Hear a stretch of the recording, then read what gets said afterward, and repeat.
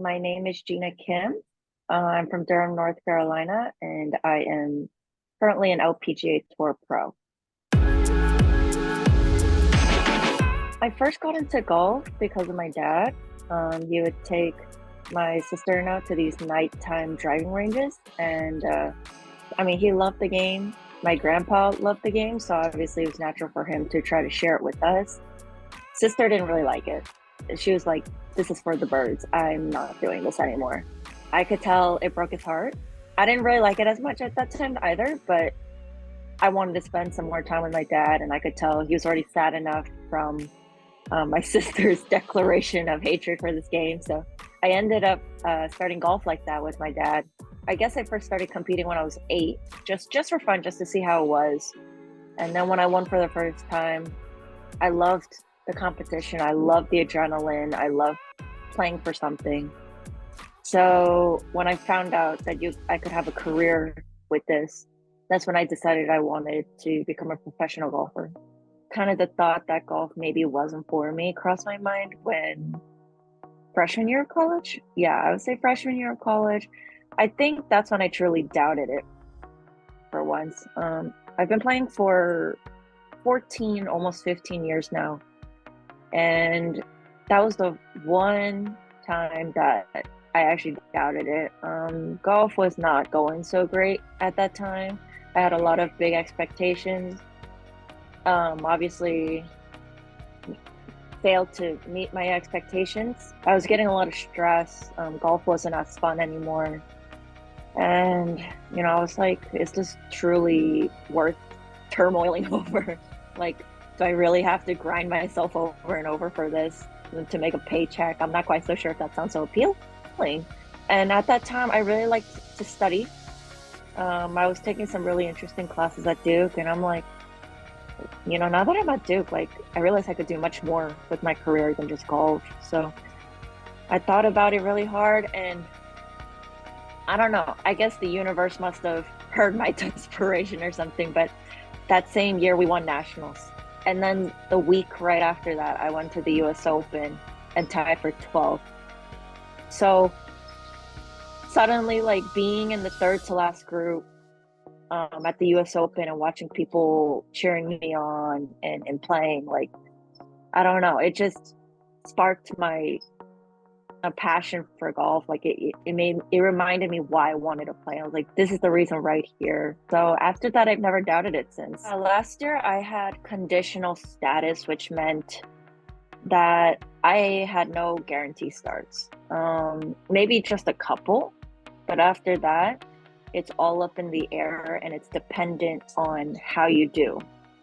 So the first few tournaments, I missed my first 3 cuts. Even on the Epson tour, the developmental tour, I missed a cut. I mean, things were not great. No money, keep missing cuts, status is up in the air. I guess the first thing that came through my mind was like, what am I going to do? Because they have a couple reshuffles throughout the season. And depending on those finishes, you can either get reshuffled up or down. This isn't looking too great.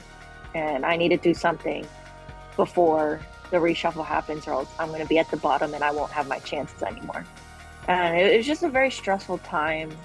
I wasn't sure what I had to do, but golf is funny in a way where like you never know when you're going to get your lucky bounces. So I managed to make the cut before the first reshuffle. Managed to move up just a little bit, but not enough.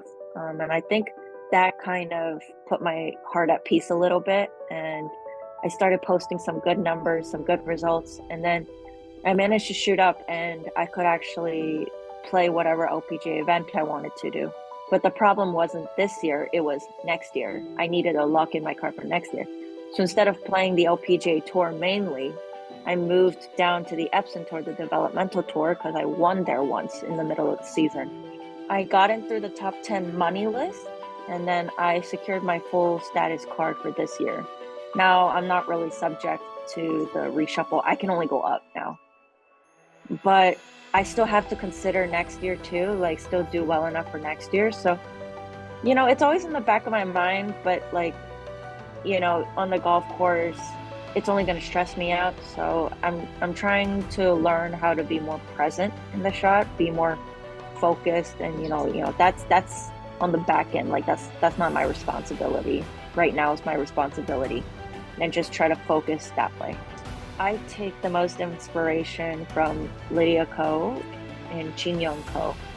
Um, they're Lydia is the current world number one right now. Chin Young Ko was the former world number one, but I think she will go back up to number one with just how much she works. But both of them work so hard. I've never seen, no one can beat them in terms of work ethic or practice. I had the privilege playing with Jin Young last week, actually, in Arizona for a practice round. And the thing she told me really struck me, and it hasn't left me since. It was, Gina, success also goes to people who deserve it, but disappointment also goes to the people who deserve it as well. You need to experience the disappointment first before you can experience the success. That way, the success becomes that much sweeter. So, if you're working hard and you're feeling disappointment, you're on the right track. Because I think all good things, you have to pay a price. And to me, disappointment is one of them. So, to me, it's almost like you're paying that price and you're waiting for that moment to win. And ever since then, I don't know, I just feel like I looked at the game differently. And yeah, I just see those two just grinding after it, just trying to beat each other, but still staying classy, still staying very kind, always good to the fans. And I'm like, that's who I want to be when I continue to develop my professional career. So yeah.